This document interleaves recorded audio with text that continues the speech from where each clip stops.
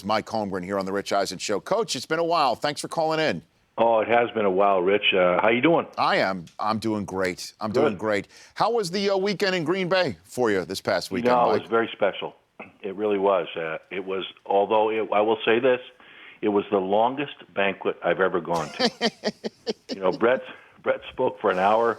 Bart Starr Jr., who they give an award, the Bart and Cherry Starr Award. He spoke for 45 minutes. They told me I could speak for 8 minutes. Mm-hmm. And I kept it. I was good. I was right there, but not everyone else cooperated. But it was special. It needed to be done. He needed to go there, and the healing process needed to take place. And it was a celebration. It was pretty cool. When was the last time you had been to Green Bay, Coach? Well, I had gone into the Hall of Fame there 2 years previous, mm-hmm. and I remember at the time they had asked me to reach out to Brett at the time and see if they could get him there because of me. And I said, gee, I'm not that comfortable with that. But I phoned him, and we talked, and he said, Mike, I can't come back now. I need a little more time. And I said, I get that. And so he got a little more time, but that's the last time I was there. Yeah, I know. I mean, it is remarkable that the Favre run ended in a way that this might not have happened, right, Mike? I mean, when you think about when he was there with you in those glory years, it was a no-brainer that he would be retiring a Packer and he'd be part of this whole the tradition of Green Bay. And then the last few years, that was iffy. That was up in the air when you think about it. Yeah, the whole thing was too bad. But Rich, when I think, I know all the parties involved. Ted Thompson worked for me. He's a good friend of mine. He's the general manager there. Mark Murphy is the president, and I think doing your job, doing the job of the general manager, you have to kind of get the team, if possible, ready for the next quarterback. No one could have anticipated, I don't think, that Brett would play 18 years or whatever he played, and so they drafted Aaron Rodgers, thinking that we'll get him ready. He can watch for a couple years and then play. Well, Brett kept playing and kept playing very, very well. So now they're thrust into a position where they have to make a decision, and any way you slice that, it was not going to be fun for anybody. Mm-hmm. I mean, who could have guessed that Joe Montana would have finished his career in Kansas City?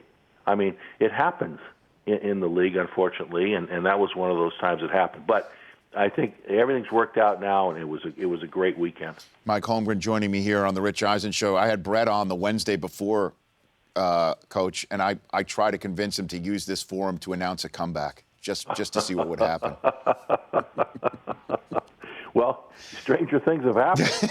I mean, I talked to him on the phone a couple times near the end of his run, and he'd phone me out in California. I was at my cabin. He goes, Mike, I don't know what to do. I got one more. And I talk to him once a year. So we'd have these long talks, and at the end of the talk, he goes, okay, I'm done. I'm going to turn in my papers today. And then Steve Hutchinson and somebody would fly down there and talk him out of it. I mean, it was, and I got going. I said, Kathy's finally done. He's done. And then 2 weeks later, or a week later, or 4 days later, hey, Favre's coming back. Mm. So, it was hard for him because he could still play.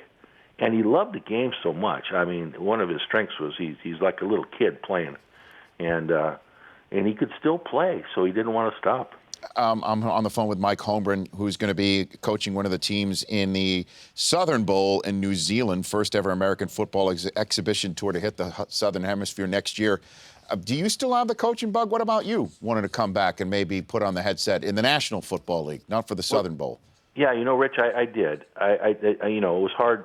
And I think it's hard for anybody when you're in doing something for so long, as intensely as we do it.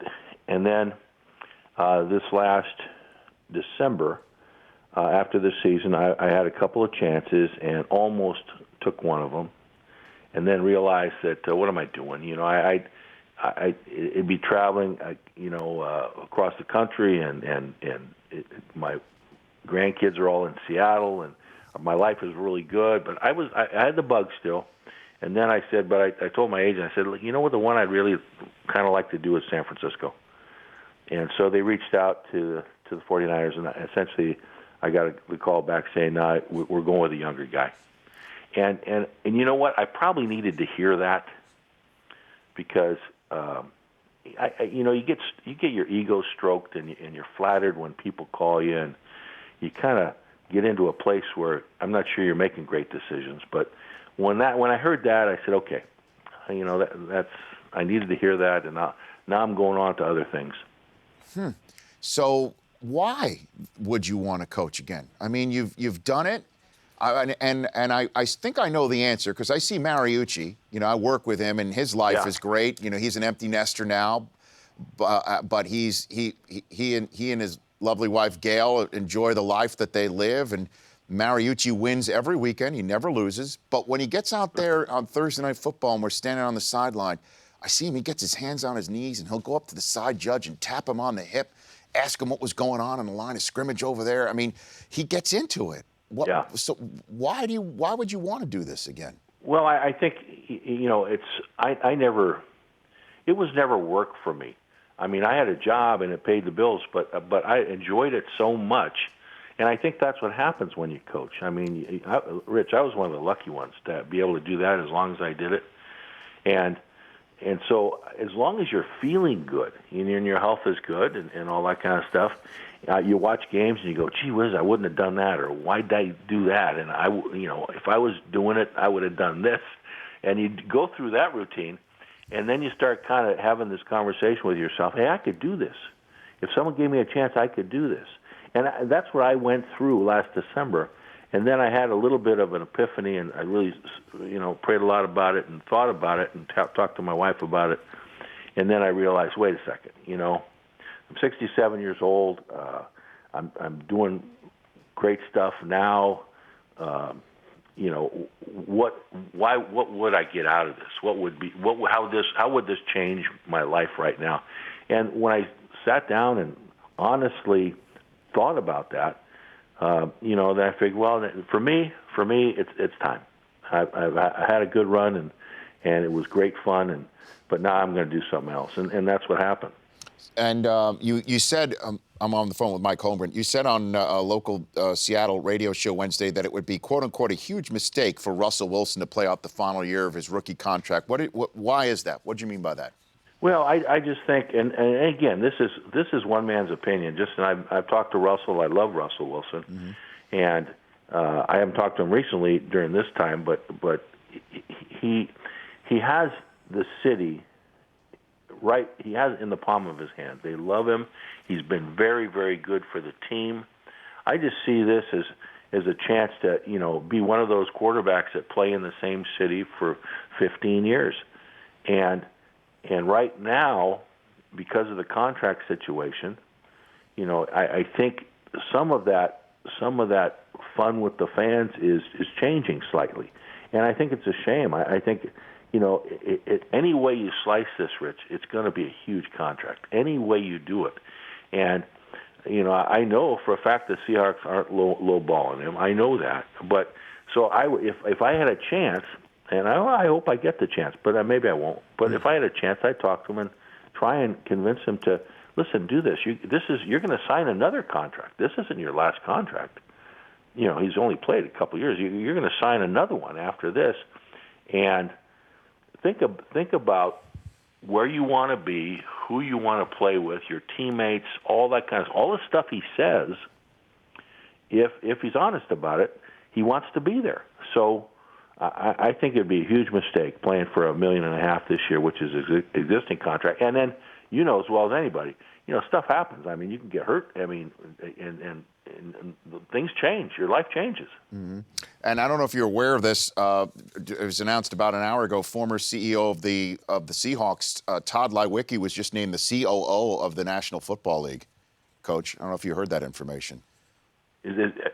No, I did not hear that. Yeah, that is. I'm breaking news to you. That happened about an hour ago. Do you have any thoughts or comments on that? They couldn't get a better guy. I mean, he is really, really. He's a friend, of course, but he is really capable and really good.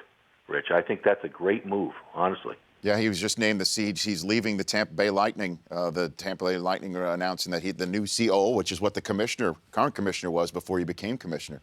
Yeah. No, this, and I think it's he will be great in that position and great for the league. The CEO of the National Football League. Before I let you go, tell me about this Southern Bowl. You're looking for players right now, essentially? Yeah, they have these tryout camps scattered around the country in 4 areas. They're kind of regional, and anybody can go and if they think they got something in the tank, they can go and pay. They pay $100 to try out. They're evaluated by scouts, by coaches. And then they weed it down to probably 45 players a team, and then with additional people from New Zealand and maybe from Australia, and then you play. And I think it's the target is young guys who almost made it into the league, who how hard that is. That was one of the hardest things I ever did was to tell a guy, no, you can't.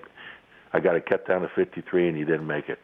So the target is those guys who are very, very close, so who are good football players. And now, through this game, the hope is that they learn a new system, they get coached a little by NFL coaches, and there is exposure there, and maybe they get another shot at their dream. And I think that's a good thing. That's be fun. SouthernBowl.com for people who want to find out more information. Kurt Warner blames Mariucci all the time for not making the 53 in Green Bay. Well, I know. I blame Mariucci, too. Kurt is funny. Every time we played, he goes, you're in my book.